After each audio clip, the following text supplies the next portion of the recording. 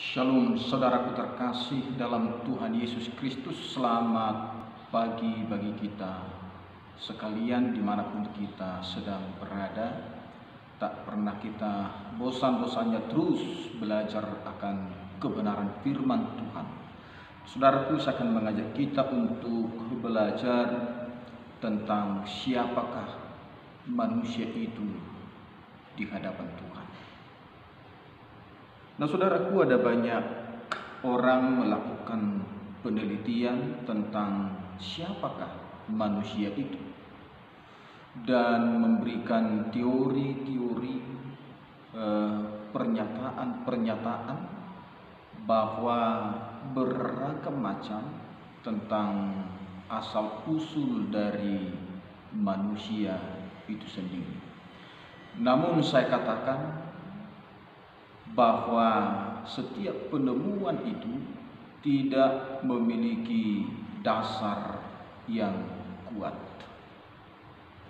Saya percaya sebagai hamba Tuhan, sebagai umat yang percaya kepada Tuhan, apa yang disampaikan oleh Tuhan tentang manusia itu sendiri. Nah, untuk itu saudaraku yang terkasih, supaya kita tidak meragukan tentang manusia itu, maka saya akan membacakan kebenaran firman Tuhan dari Kejadian pasal yang pertama, ayat yang ke-26 sampai dengan ayat yang ke-28. Berfirmanlah Allah, baiklah kita menjadikan manusia menurut gambar dan rupa kita, supaya mereka berkuasa atas ikan-ikan di laut dan burung-burung di udara dan atas ternak dan atas seluruh bumi dan atas segala binatang melata yang merayap di bumi. Maka Allah menciptakan manusia itu menurut gambarnya. Menurut gambar Allah diciptakannya dia, laki-laki dan perempuan diciptakannya mereka. Allah memberkati mereka, lalu Allah berfirman kepada mereka, beranak cuculah dan bertambah banyak, penuhilah bumi dan taklukkanlah itu, berkuasalah atas ikan-ikan di laut dan burung-burung di udara dan atas segala binatang yang merayap di bumi. Nah, dalam Kejadian pasal 2, bagaimana Tuhan menciptakan manusia itu. Saya akan baca dalam Kejadian pasal 2, dikatakan dalam ayat yang ke-7. Ketika itulah Tuhan Allah membentuk manusia itu dari debu tanah dan menghembuskan napas hidup ke dalam hidungnya. Demikianlah manusia itu menjadi makhluk hidup. Nah, saudaraku yang terkasih dalam Tuhan Yesus Kristus, bahwa manusia itu jelas ada dasar yang sangat kuat yang memberitahukan kepada kita bahwa manusia itu berasal dari Tuhan sendiri. Dikatakan bahwa Allah yang menciptakan manusia itu sendiri. Jadi manusia itu tidak tercipta, tidak terbentuk dari zat-zat yang lain. Manusia itu tidak terbentuk sendirinya. Manusia itu tidak berasal dari pertemuan, percampuran, perpaduan hal-hal apapun. Tetapi jelas manusia itu diciptakan oleh Allah. Diciptakan oleh Allah. Saya sangat mempercayai sepenuhnya menerima sepenuhnya bahwa manusia itu berasal dari Tuhan. Manusia itu berasal dari Tuhan karena ada dasar hukum yang sangat kuat memberitahukan kepada kita dalam Kejadian 1 ayat 26 sampai 28 dan Kejadian 2 ayat 7 bagaimana Allah menciptakan manusia itu. Nah, untuk itu saudaraku, mulai hari ini kita hapus dari pikiran kita. Kita akan berhentikan kalau kita sampai saat ini masih melakukan penelitian atau keraguan tentang manusia itu dan asal usulnya. Hari ini mari kita percaya sepenuhnya kepada apa yang disampaikan oleh Tuhan Allah. Dan bukan hanya manusia yang berasal dari Tuhan, jelas dari Kejadian 1 ayat 1 sampai ayat 28 ini bagaimana Allah menyampaikan lewat firman-Nya, Dia menciptakan segala sesuatu yang ada di bumi ini. Mulai dari perang, cakrawala, daratan, lautan, benda-benda langit, matahari, bulan, dan bintang. Bagaimana Tuhan Allah menciptakan tumbuh-tumbuhan, ikan-ikan di laut, binatang-binatang.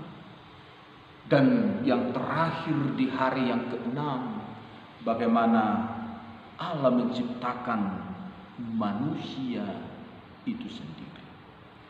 Jadi jelas yang pertama bahwa Tuhanlah sumber manusia.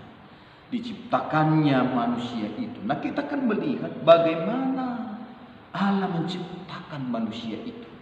Yang pertama, Allah menciptakan manusia itu menurut gambar dan rupa Tuhan. Menurut gambar dan rupa Tuhan. Nah, pengertian gambar dan rupa Tuhan ini kita tidak boleh pahami, artikan itu secara lahiriah, secara fisik. Sebab Allah itu adalah roh, tidak memiliki bentuk fisik seperti kita manusia. Tetapi inilah bahasa yang dipakai oleh Allah untuk manusia boleh mengerti dan memahami. Jadi pengertian kata rupa dan gambar Allah jangan kita pahami seperti rupa fisik kita manusia. Nah, kalau kita pahami seperti fisik rupa kita manusia, maka kita akan bingung saudara-saudaraku terkasih. Karena kita manusia beragam jenis kulit kita, ada yang sawo matang, ada yang putih, ada yang hitam. Ada jenis rambut kita yang kribo, keriting, ada yang rancu, ada yang halus. Bentuk fisik wajah kita, mata kita ada yang sipit, ada yang sedang, ada yang besar, hidung ada mancung ke dalam, ada hidung mancung keluar. Dan beragam saudara. Nah, kalau kita berkata rupa Tuhan itu seperti saya, katakanlah saya yang memiliki kulit putih, maka kulit Tuhan itu putih. Lalu yang berkata kulit hitam berkata, oh rupa Tuhan itu, kulit Tuhan itu seperti saya, maka kulit Tuhan itu seperti apa saudaraku? Bisa jadi belang-belang, warna-warni, hidungnya juga, matanya juga bisa semakin aneh. Tetapi pengertian kata rupa dan gambar Allah ini berbicara tentang rohani saudaraku yang terkasih. Artinya bahwa apa yang dimiliki oleh Tuhan, sifat-sifat Tuhan, karakter Tuhan Allah, kepribadian Tuhan Allah yang kudus, yang baik, yang sabar, yang benar, yang lemah lembut, yang penuh kuasa, penuh kemuliaan, itu diberikannya kepada kita. Itu pengertiannya saudaraku yang terkasih. Jadi kepribadian Tuhan itu, karakter sifat Tuhan itu harus kita warisi, harus kita miliki. Sebab kita diciptakannya menurut gambar dan rupanya. Pengertiannya menurut gambar dan rupanya, supaya kita selalu punya hubungan dengan Tuhan. Ada keterikatan dengan Tuhan sebab kita berasal dari Dia. Kita tidak boleh menyimpang, menjauh, terpisah dari Tuhan. Hingga kita diciptakannya menurut gambar dan rupanya. Kita harus memiliki tanggung jawab kepada Tuhan. Segala perkataan kita, perbuatan kita, apa yang sedang kita pikirkan selama kita ada di dunia ini, kita pertanggungjawabkan di hadapan Tuhan. Nah, untuk itu saudaraku, itu pengertian dari bagaimana Tuhan menciptakan manusia itu menurut gambar dan rupanya. Kita bisa pahami juga bahwa Tuhan menciptakan manusia itu lalu dibentuknya dari debu tanah dan menghembuskan nafas hidup ke dalam hidungnya. Demikianlah manusia itu menjadi makhluk yang hidup. Nah, yang kedua kita harus pahami bahwa Tuhan membentuk manusia itu bukan hanya saja menurut gambar dan rupanya, tetapi Tuhan menciptakan manusia itu dari debu tanah. Itu artinya kita sebagai ciptaan Tuhan, kita harus memahami tentang sumber dan asal kita diciptakan oleh Tuhan dari debu tanah. Kalau kita melihat pengertian arti dari debu tanah, itu sesuatu yang tidak berharga, sesuatu yang tidak bernilai, sebuah debu, sesuatu yang tidak perlu kita banggakan. Kita bukan diciptakan dari debu emas, debu mutiara, atau debu yang lain, tapi Tuhan menciptakan kita dari debu tanah. Ini kita harus pahami yang pertama, bahwa suatu kelak kita akan kembali kepada debu itu sendiri. Yang kedua, kita harus pahami kita dibentuk dari debu tanah untuk mengajarkan kita, mengingatkan kita, sehebat apapun kita, sepintar apapun kita, sekaya apapun kita, kelak di bumi ini tidak ada alasan bagi kita untuk menyombongkan diri. Tidak ada alasan bagi kita untuk angkuh, sebab kita itu berasal dari debu tanah. Itu artinya mengingatkan kepada kita supaya kita selalu rendah hati. Apapun yang ada pada kita bukan hanya usaha kerja keras, kekuatan kita, kehebatan kita, kemampuan kita sehingga kita menjadi orang yang hebat, tetapi di hadapan Tuhan tetap kita rendah hati sebab kita diciptakan dari debu tanah. Jadi orang-orang yang hidup dalam kesombongan, orang-orang yang hidup dalam keangkuhan, saya mau katakan dia adalah orang-orang yang tidak sadar, dia adalah orang-orang yang lupa bahwa dia berasal dari debu tanah. Jadi supaya kita pahami semua apa yang kita miliki, apa yang kita terima, apa yang kita sedang alami hari-hari ini, semua adalah kasih karunia Tuhan semata-mata. Untuk itu kita hanya mampu mengucap syukur kepada Tuhan. Bahkan kita bisa berbuat banyak hal hal. Lewat apa yang kita miliki, lewat kepintaran kita, kita bisa berbagi ilmu kepada orang-orang. Lewat kekayaan kita, kita bisa berbagi harta apa yang kita punya, bersedekah, membantu menolong orang-orang yang berkekurangan. Karena kita menyadari semua itu adalah kasih karunia Tuhan. Nah, untuk itu saudaraku, yang ketiga, Tuhan menciptakan kita dan menghembuskan nafas hidup ke dalam hidungnya. Nah, dari sini kita bisa pahami saudara-saudaraku yang terkasih dalam Yesus Kristus, bahwa kita hidup kita ini, nafas kita ini adalah pemberian Tuhan. Pemberian Tuhan. Jadi kalau suatu ketika, suatu saat Tuhan mengambil nafas itu, tidak ada hak bagi kita untuk memprotes, menyalahkan Tuhan. Kenapa seperti ini? Kenapa terlalu cepat nafas saya diambil oleh Tuhan? Karena apa saudaraku, nafas itu, kehidupan kita ini adalah pemberian Tuhan, milik Tuhan. Nah, untuk itu saudaraku, semakin Tuhan berikan kita kesempatan, Tuhan berikan kita kesehatan sampai hari ini, Tuhan memberikan kita umur yang panjang sampai hari ini, supaya hidup yang diberikan oleh Tuhan itulah hidup yang memuliakan Dia, hidup yang menyenangkan hati Tuhan, hidup yang menjadi berkat dan menjadi terang bagi Tuhan.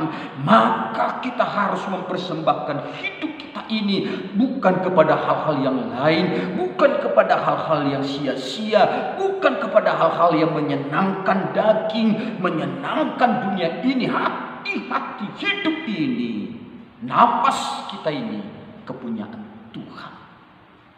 Dan kalau suatu saat Tuhan mengambil, dan pada waktu kita terus memuliakan nama Tuhan, kita akan memiliki hidup bukan hanya sementara, tapi hidup kekal selama-lamanya. Dan untuk itu saudaraku yang terkasih, yang terakhir, yang keempat, Tuhan Allah menciptakan kita, sumber kita dari Tuhan. Tuhan memberikan kita mandat, kuasa. Katakan bahwa Allah memberkati mereka yang ke-28. Mulai dari ayat ke-26. Supaya mereka berkuasa atas ikan-ikan di laut dan burung-burung di udara dan atas ternak dan atas seluruh bumi dan atas segala binatang melata yang merayap di bumi.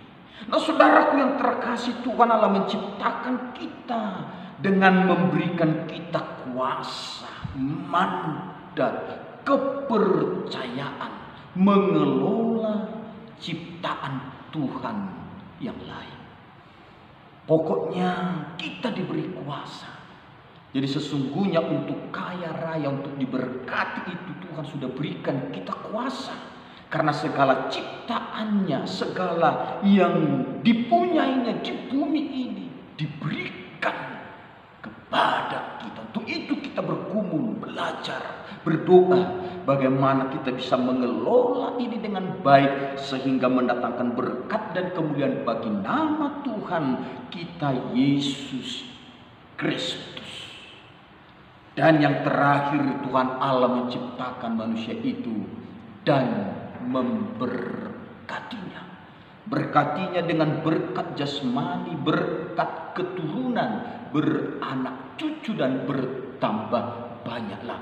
Berkat rohani yaitu firman yang disampaikan, hukum yang disampaikannya. Dikatakan semua buah pohon dalam taman ini pada waktu manusia itu diciptakan oleh Tuhan, ditempatkan Tuhan mereka di sebuah taman bernama Taman Eden. Dan di taman itu segala sesuatu yang dibutuhkan oleh manusia itu Tuhan sediakan. Tuhan berfirman, berikan hukum supaya ada hubungan senantiasa dengan Tuhan, hubungan secara rohani dengan Tuhan. ketaatan, ketundukan akan firman Tuhan, akan Tuhan berikan kepada manusia itu, yaitu semua buah pohon di taman ini boleh kau makan dengan bebas, tetapi buah pohon di tengah-tengah taman ini jangan engkau makan. Sekali kau makan, pastilah engkau mati. Ini artinya supaya ada selalu hubungan secara rohani. Bagaimana manusia bergumul terus, punya hubungan terus, bertanya terus, mendekatkan diri terus kepada Tuhan, supaya tetap hidup berkenan di hadapan Tuhan, hidup taat akan Tuhan, hidup seturut dengan hukum-hukum kebenaran Tuhan. Jadi manusia yang diciptakan oleh Tuhan itu, ingat, tidak diciptakan hidup sembarangan, tetapi hidup menjalani, menuruti hukum-hukum Tuhan. Amin, saudaraku. Semoga apa yang saya sampaikan ini sangat bermanfaat dan memberkati bagi sekalian kita. Haleluya, haleluya. Amin. Terima kasih Tuhan atas firman-Mu yang hamba-Mu sudah sampaikan, memahami kami, mengingatkan kami tentang siapakah kami di hadapan-Mu, bahwa kami bersumber dari Tuhan. Kau ciptakan kami dengan rencana-rancangan-Mu yang begitu indah dan luar biasa. Mampukan kami untuk memahami kebenaran ini, bahkan menjauhkan kami, menutup hati dan pikiran kami untuk menerima masukan-masukan dari hal apapun, sumber-sumber dari hal apapun, penelitian-penelitian apapun yang salah dari sumber manusia itu. Yang kami percaya hanyalah Tuhan sumber kami, yang punya dasar hukum yang sangat kuat dan menjelaskan kepada kami. Haleluya, haleluya. Amin.